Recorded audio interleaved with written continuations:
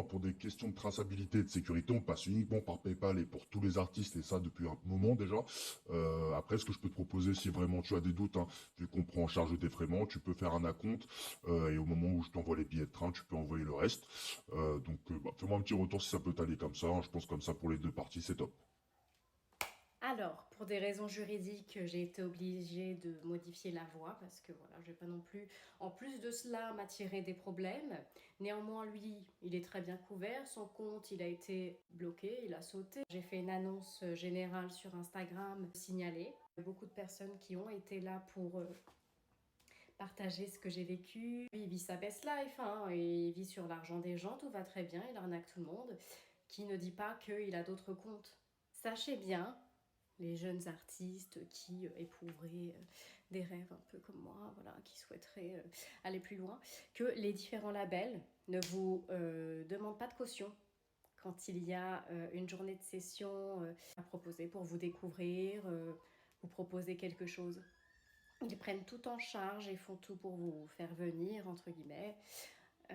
Ils ne vous sollicitent pas sur ce plan-là. J'ai failli me faire avoir, je vous dis pourquoi. Sur Paris, ça m'est déjà arrivé d'avoir des studios qui demandaient pour une pré-réservation de séance de payer une caution. Donc ça se faisait sur leur site, etc. Ça avait l'air très officiel. Ça m'avait choqué qu'à moitié. Je me suis dit, bon, vu que c'est un label assez important, c'est peut-être normal. Et après, je me suis dit, et là, je suis tombée... C'est le moment où je suis tombée complètement des nues. Je me suis dit, bon, Caro, je crois que tu t'es fait avoir. Et je me suis dit, aïe, aïe, aïe, moralement, ça va pas être simple. Donc je l'ai un peu travaillé, je lui ai dit, mais moi, je ne veux pas travailler avec PayPal, en fait, pour payer quoi que ce soit, hors de question. Au pire, je règle sur place, en fait.